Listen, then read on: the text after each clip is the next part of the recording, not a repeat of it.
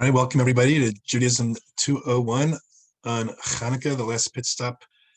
This is part two, the exciting conclusion to our shiur last week. Just to quickly catch up for last week, explaining where we were holding a little bit. We mentioned that each holiday has many different components, many different lenses through which one can look at them and analyze them. One of them is the theological implications of the holidays, which are kind of easy to figure out. The moral component of the holidays, which are easy to figure out. And the national historical component of the holidays, which are also usually pretty easy to sort out. But Chanukah is a little bit different. And that's why Chanukah, in a larger context, is a little bit of a difficult holiday. It's only recently, the last century or two, that it's been, sort of put into competition with Christmas and it become a kids' holiday with gifts and all that stuff. But before that, there was something very important about Chanukah that often gets lost, and that's what our subject is about now. One of the main texts we're looking at is trying to figure out what in the world, here we go, this Peschita Rabbati Midrash, which is on your screen. What the heck is this Midrash about? So that was sort of how we ended up last week, so I want to just go over it again. This will be our taking off point now. So, Ma Gadlu Ma'asecha Hashem, which is in our prayer books. It's a phrase, how great are your works, Hashem. And then it goes on, Mahu Ma'od Amaku Machshavosecha, how great are the depth of your thoughts. And immediately you're going to think that what's so great about Hashem? Well, creating the world, the fact that everything works, the fact that plants give off oxygen that we breathe and we give off carbon dioxide that the plants breathe. I mean, Hashem, what a system you built. It's awesome. But what does Rabbi Chanina say? How great Hashem is and how deep, complicated the universe is? He says that on the 25th of Kislev, the work was finished for the Mishkan, and that after it was finished, it got put into storage, and it was folded up until the beginning of Nisan. So again, to review the chronology there, the construction of the Mishkan began around Sukkot time and was finished on the 25th of Kislev. And instead of inaugurating the Mishkan, Hashem said, okay, now put it away for a couple of months. And that's what this Midrash is describing. So it was put away. Yisrael, Bnei Yisrael were wondering, murmuring against Moshe, how come we're not putting it up? Maybe there's a flaw in us. Maybe there's a flaw in how it was built. And the answer is no. Hashem wanted to mix the simcha of the Mishkan with the month that Yitzchak was born, which is sort of a weird way to, if I were to ask you what's Nisan famous for, you would say it's Pesach, Yetzias Mitzrayim, or it's the first of the months. But here the Midrash is referring to it as the month Yitzchak was born. And now Kislev is lost out. That's when the work actually was completed, and Hashem said, I'm going to repay Kislev. And how did he repay him? The dedication of the house of the Chashmonai. In other words, that Chanukah is going to happen in your month. So this whole question of what in the world is going on here, you have the months arguing over who gets to host the Mishkan, the dedication, is a weird medrash, and we're trying to unpack what that means. So let's see, and this sort of begins the crux of our discussion. We're going to, the way a share usually works, right? We put out a whole bunch of material and a whole bunch of questions and a whole bunch of foundations, and then we tie it all up into a bow at the end. So we have one last part as we begin to move towards our answer. We talked about looking at Hanukkah through the big bird's eye national historical perspective. So let's look at that perspective now. When the Jews left Mitzrayim, it ushered in approximately 1,000 years of autonomy and revelation and nevuah, prophecy. Miracles were happening every day in the Beis HaMikdash. Indeed, there were ups and downs. There were good kings and bad kings. But we still had all these aspects. We had prophets running around, miracles happening all the time. Even Purim is included during this period of Nevuah because Esther and Mordechai were considered prophets. So far, so good. After Purim, a couple hundred years later, is when the events of Hanukkah start to occur. And as the second Beis HaMikdash is getting built, there actually is a sense of foreboding. It's becoming apparent that this 1,000-year period of miracles and autonomy is ending. So how do we know that? We know that because when the second Beis HaMikdash was built, the 5 miracles that happened every day were not happening anymore. There weren't any more prophets. Prophecy ended with Mordechai and Esther. And it sort of seemed like it was an enterprise that didn't have a lot of potential for long-term success. And the people knew it right off the bat when the second Beis HaMikdash was beginning to be built, and Ezra called for the people of Babel to come back to Israel. Only 42,000 people, only 42,000 Jews initially moved.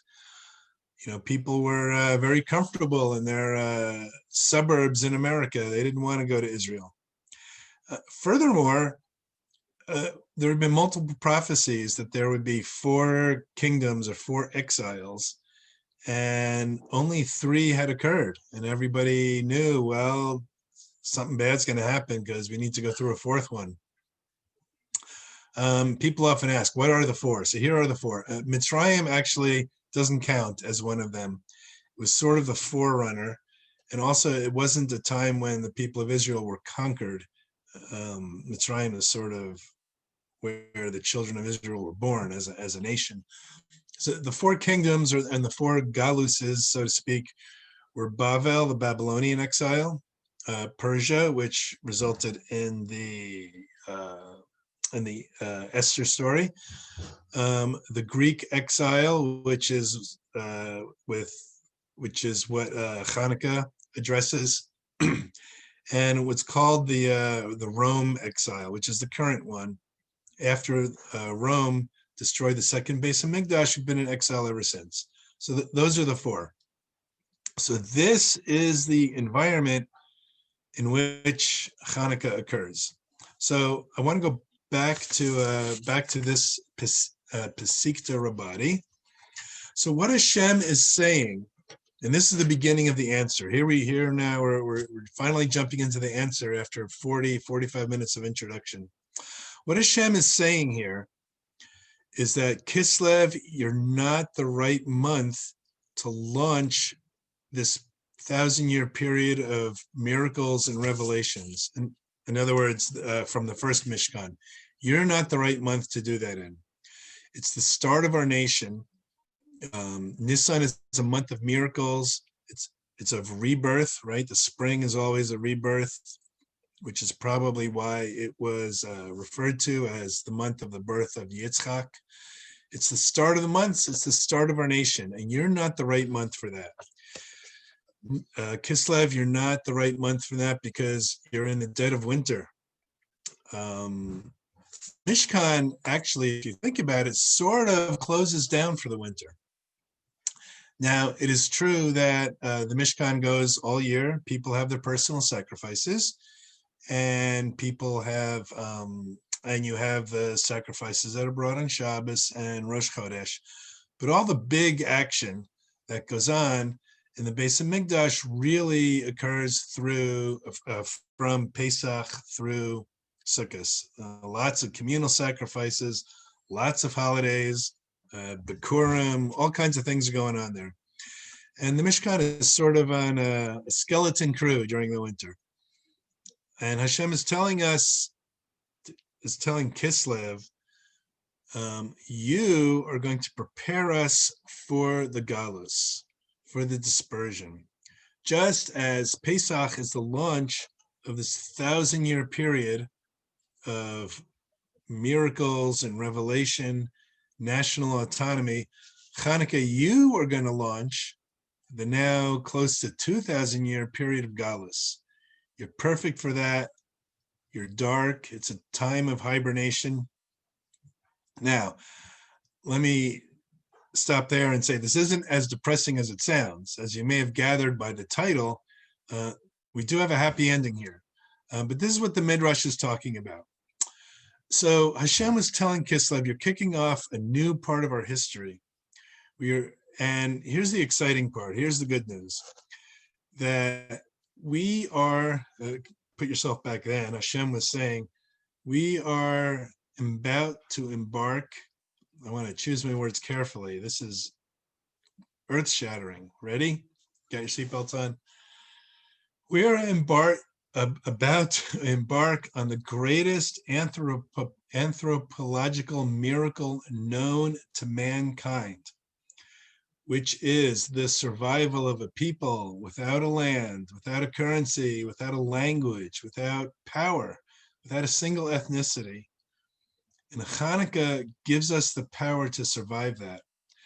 And this is the subject of the rest of the shir today, which is, how did we survive? And how is it that Chanukah prepared us for that? All right, so how did we survive? There are a number of reasons for that. Two of the minor ones I've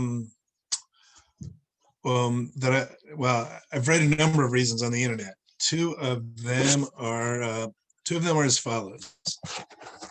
One, it was the last bit of sovereignty, so that we would know what it was like before the last kingdom fell apart. Yeah, it wasn't great, this period of the Hashmonai dynasty, but we still had our own kingdom and our land. And analogy can be brought to say on the Seder, you need to end the Seder. The last thing you eat at the Seder is afikomen. We need to have the afikomen to taste in our mouths through the night. That's why we don't eat anything afterwards. So it's good to have this last taste of sovereignty before we go into Galus. I heard a rabbi give a shir. It was an American rabbi who made Aliyah maybe like 30 years ago. And he talks about whenever he gets a traffic ticket in Israel, he is so thankful, and he has such a karas tov to how history turned out. He says, our grandparents were fleeing Cossacks in Russia for their lives and getting beaten by authorities all the time. And here I am getting pulled over by a Jew in our own country. And his family jokes about it, because if the Jew happens to be like Ethiopian, he just loses it and breaks down and cries. And it's like, Ma God, Ma'asecha Hashem. It's like, what an amazing thing that people have come from all over the world. The Jews have really, we're really ending our galus, and we're getting our own national sovereignty. So that's one reason. The second reason why we have survived through these 2,000 years, and what Chanukah gave us, is, in a sense, an institutionalization of Mesiras Nefesh on a national scale. Now, certainly throughout the period of Jewish history, we've had extreme instances of Mesiras Nefesh by many of our heroes, Avram Avinu and the furnace, and Yitzhak and the Akedah, this and that. But it was never like an entire band of people that were ready to fight to the end for their death, not for physical survival, but just for what they believed in. We had this ragtag band, that beat the Greeks, and and the horrible stories that we hear about them of going under the elephants with spears, and Hannah and her 7 sons. And while we don't have a death wish, the message was that we will stand up for Judaism no matter what the consequences are. And then we have the story of Rabbi Akiva and the 10 martyrs.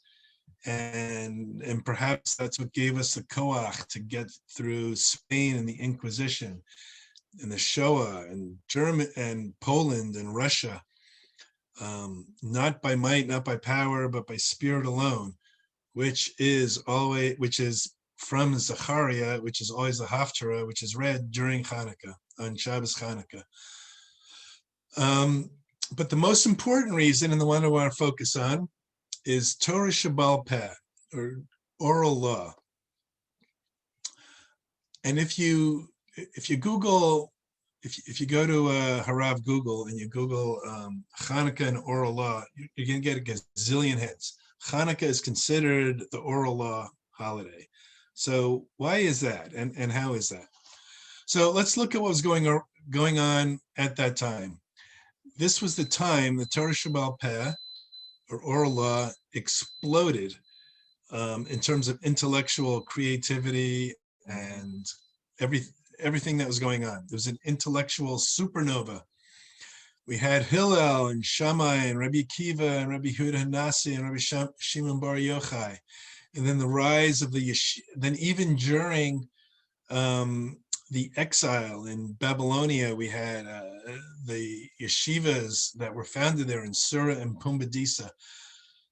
This is amazing if you think about it. The yeshivas in Surah and Pumbedisa had as many as 1,200 students.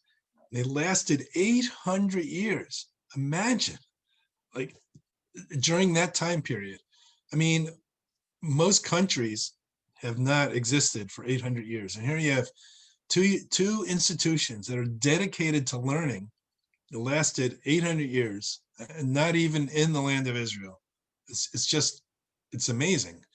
And in fact, that's what the Greeks were fighting about. They were fighting about Torah Shebaal Peh. It wasn't against the written Torah that they had an argument with. In fact, if we recall the stories, the Greeks were the ones that actually forced us to translate the Torah out of Hebrew and into Greek. Let's look at the insert. Here we go. In the siddur. So in our davening, in the middle of Modim, we add the part I'm sure you've heard. You might, Bimei Matisyahu ben Yochanan, in the days of Matisyahu, the son of Yochanan, the high priest. So we add that into the Shemona Esrei, and we also add it into benching. It says Hashmonai and his sons. Greek rose up against your people to make them forget your Torah and to stray from the laws of your will. So a lot of the commentators say, on a very literal sense, how can you forget the Torah? It's in a book. We have it written down. And their view is that this is specifically referring to oral Torah. Oral Torah can be forgotten if it doesn't written down. And there were laws at the time that you cannot write down oral law. I want to talk a bit more about what I mean by oral law. So for starters, I mean mostly the Gemara, and then all the commentaries after that, and the Midrash, and all the what we would now call the writings produced by the rabbis at the time, by Chazal. Everything we do, maybe except for 2%, everything we do is from oral law. The fact that it never says in the Torah that we have to daven, right? This davening 3 times a day comes from oral law. It never says anything about lighting candles. It never says anything about saying the Shema twice a day. The Torah does tell us don't do malachas on Shabbos, but it never says what a malacha is. And certainly it doesn't list what all 39 of them are. The laws of kashrus, as I'm sure many people know, it says don't cook a kid in its mother's milk. And from there that we can't eat milk and meat. Almost everything we know about a mikvah comes from oral law.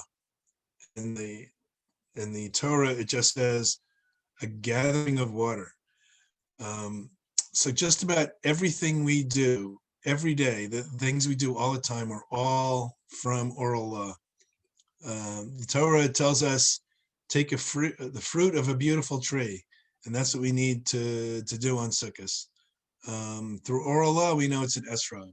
It does say build a sukkah, but it doesn't tell us what a sukkah is or what the requirements are. So everything we do comes from oral law. And so, in fact, we do have, before I said we're in Galus without a common language, and in fact, we do have a common language. The common language is Torah Sheba'al Peh, or oral law. That's why, we can land in Hong Kong and we fit right in. We go to the local Chabad house and we daven Shacharis, and the words are all the same. And even if it's a Sephardi siddur, the words are 98% the same. If we need a mikveh, it doesn't matter where we go in the country, in the world. The mikvehs are the appropriate size. You want kosher food, it's all we all speak the same language in that sense. So I want to go back to the Gittin quote here. Rabbi Yochanan says, Hashem made a covenant for the Jewish people only for the sake of matters that were transmitted orally. Our special relationship here, we have a special relationship with Hashem that is based only on oral law. So how does that relate to Chanukah? That's a good question. We're getting there. Chanukah, in terms of the period of time, that's when it all began. The Torah Sheba'al Peh, as we mentioned before, this is the same time of Hillel and Shammai and Rabbi Akiva and all that stuff. And also the fact that we didn't have prophecy also played a role into that. In the old days, meaning at the time of the first Beis Hamikdash, if you had a difficult halachic question, what did you do? You ran to the Beis Hamikdash, or you asked a prophet, or they did the Umin and Tumin and did all kinds of stuff, and they figured out your situation. But without Nevuah, we had to turn to case law, Torah Sheba'al Peh, and develop a whole methodology of figuring out, how to apply all these laws that we had. Let's see. I want to go to Yoma. We talked about this quote yesterday. It says, Rabbi Asi said, why was Esther likened to the dawn? To tell you that just as the dawn is the conclusion of the night, so too Esther was the conclusion of all the miracles. And then the Gemara says, what about the miracle of Chanukah? And then the Gemara clarifies and says, well, what we meant to say is Purim was the last miracle allowed to be written down. So again, this is a connection of Chanukah and oral law. So then the question is, why do we have oral law? What's the point of reaching a stage in history where we stop writing stuff down? So if you look anywhere, it'll give you two reasons for this. So one is that oral law becomes very flexible. And I think if you think of oral law maybe as case law is flexible, things that are not actually codified. And actually, the U.S. legal system, which is based off of English law, you may have heard the expression of common law. Common law, in a way, is sort of like oral law, in that you don't have everything regulated by statute, because the problem, obviously, is if every single thing is regulated by statute, then the first time you get a case that's not covered by any of the statutes, you have a problem. In fact, so the European system, they call it civil law. The civil law system has that problem, and that's the system they use. But America and England uses common law. So we have flexibility to apply older cases to current cases or new kinds of cases that don't come up. The second reason is that oral law requires a teacher. You can't learn it from a book. So each person becomes a vehicle for the transmission. So it's not the book that is the vehicle for the transmission, but the person. And we get a Masoretic chain from one person down to the next, down to the next. And it's worth pointing out, that's why Art Scroll had some controversy when they wanted to first do their project of translating all of the Gemara into English, because one of the fears was that people would start learning Talmud from the Art Scroll and think that they know stuff, when really you should be taught. And actually, as a little tangent, I understand that I'm doing the Daf Yomi program right now. And if I were doing Daf Yomi only by reading by Art Scroll, I'd be missing like 2/3 of it. But because I listen to a shiur and I sort of have a teacher, and then when I have questions, I ask other teachers. It's a much, I understand it a lot better. I understand what's going on a lot better. Another question you may be asking yourself is, why was oral Torah written down? We just talked about how great oral Torah is. So why is it written down? So this is, I'm trying to do the stop share here. Here we go. It was written down, the rabbis always have the, what's called the authority to uproot certain laws of Torah under exigent circumstances. The idea was that with now Jews being on the run, oral law did need to be written down some. So Yehuda Hanassi, Rabbi Yehuda Hanassi, actually arranged the Mishnah. And actually, if you read deeply, if you read on a surface level, it seems like, okay, so he wrote down the Mishnah, and actually he sort of didn't. He compiled it and made it so that you could memorize it, or at least back then people could memorize it. So actually the entire Mishnah and large parts of the Gemara, even after they were compiled, were not written down until much, much later in time, when there was a danger of people forgetting it. There was a real danger of people forgetting it. And when people were spreading out with the dispersion, it was figured out, the rabbis decided this is one thing we need to do. Even though we have a tradition to not write down oral Torah, this is a time when we need to write down oral Torah. However, this sort of answers a question that many people have, is why was Chanukah completely left out of the Mishnah? And it was mostly, except for like 4 pages, left out of the Gemara. And the answer many suggest is this: the Rebbe Yehuda Hanassi knew that these things would be written down. And the idea is that, well, it's one thing that we're sort of transgressing this idea that we shouldn't write down oral Torah. It'd be another thing to actually transgress and write down an oral Torah about the holiday where the subject of the holiday is about oral Torah. That's like a step too far. So that may be one reason why Chanukah is almost completely left out of the Mishnah and the Gemara. Okay, I want to bring up that screen again. If you look at the passage from Gittin here, might as well bring another controversial subject here. It says that Hashem made a covenant with us only for the sake of the oral Torah. So from there, I'm losing my page here.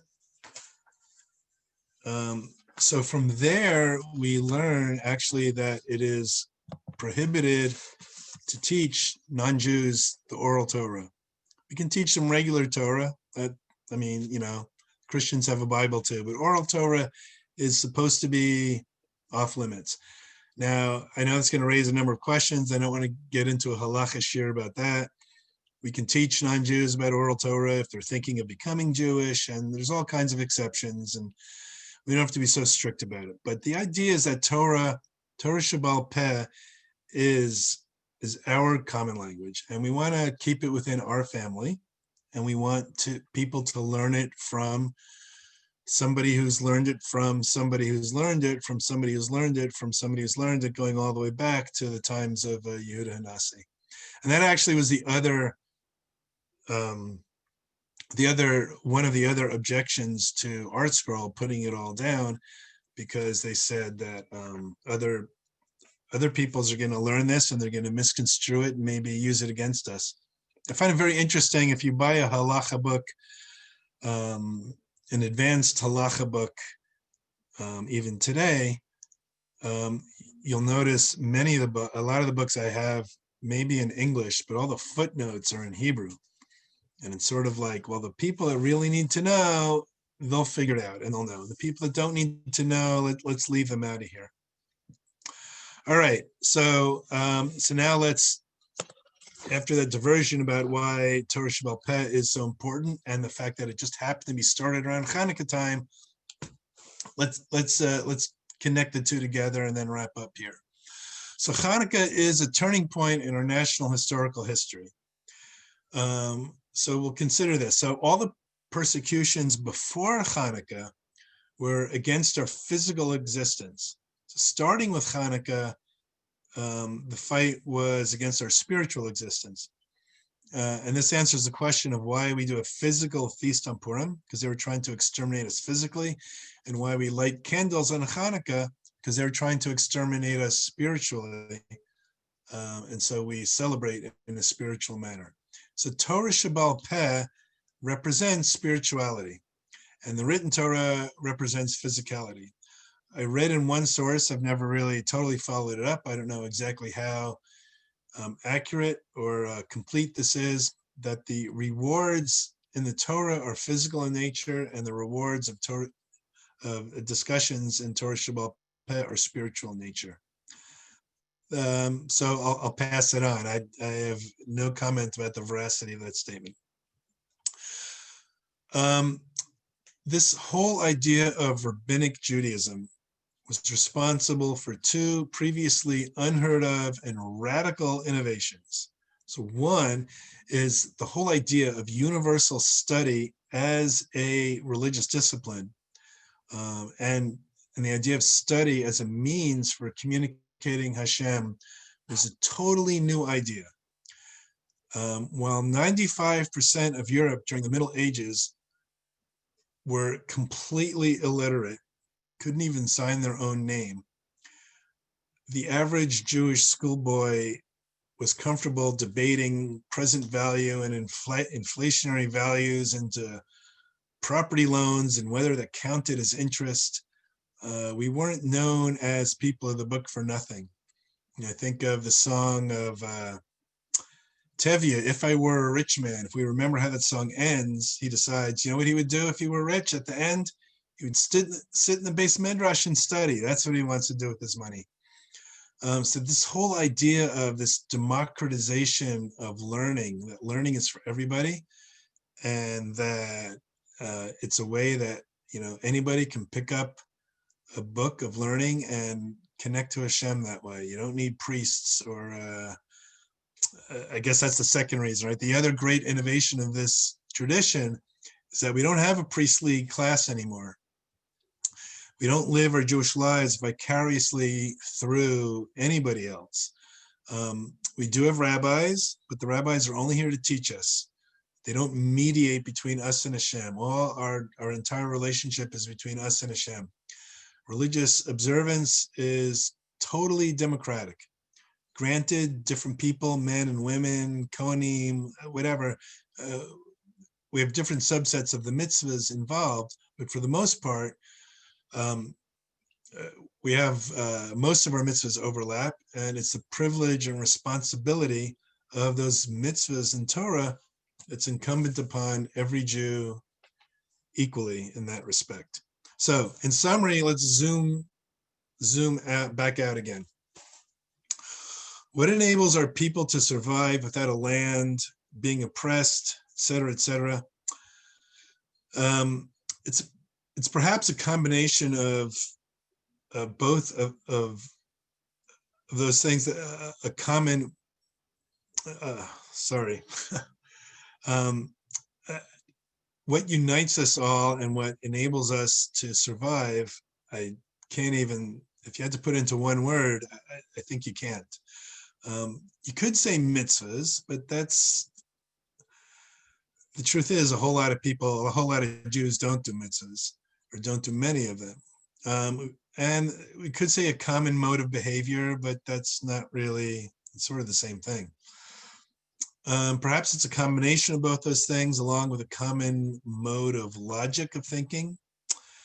Maybe you've put those all together and throw in a dash of the other things we mentioned, this willingness of Mesiras Nefesh, maybe a taste of sovereignty. We've certainly, in the advent of the creation of the State of Israel, certainly united and excited Jews all across the world. So Chanukah was the impetus. It was the last open miracle that we had, the last holiday that gave us the chizuk, the strength to last us through this 2,000-year period of Galus. And that was the reward of Kislev, a winter month. So to make sure we fully understand the analogy here, let me just sum up by saying, just like Hanukkah is the last of the holidays of the Torah year, just before the Beis Hamikdash semi-shuts down for the winter, and in which we literally enter into a season of winter, of darkness, which is why we are lighting candles, one reason, right? So too in history, the events of Hanukkah launched us into a dark period of Galus, but simultaneously left us the seeds of the future, Torah Sheba'al Peh, and the methods to survive. And that's why I'm using the analogy of Hanukkah as the last pit stop. It's the last pit stop where we fill up and it gets us to the renewal and redemption of Nisan. It's very interesting. There's a machlokus between the Rambam and the Raavad about which parts of Purim will survive during the period of Mashiach. There is a pasuk that says the days will never expire. Pasuk in Megillas Esther, the days will never expire. So they have a debate. Does that mean all of Purim is going to stay or just parts of Purim are going to stay? And they have a debate about that. When it comes to Chanukah, there's no machlokus at all. Everybody agrees that it will disappear when Mashiach comes. And why is that? Because we won't need it anymore. Chanukah will have served its purpose, which was to get us to the finish line. So I hope this inspires us to view Chanukah in a new light, and perhaps add a bit of kavana when we're davening, when we next time we say the Shemona Esrei or benching, when we run across those words, that the Jews tried to get us to forget our Torah, that it's a reference to the oral law, and to see that Hanukkah is more than just a minor kids holiday, and that it's even more than just a religious freedom holiday, but it's a holiday that celebrates the oral law. It's a holiday that celebrates really the glue that has kept us together for 2,000 years. And now we can perhaps understand why the Chasam Sofer went out and said that Hanukkah is the holiday that has sustained our existence for 2,000 years. So wish everybody a happy Hanukkah. I'm going to stop the recording and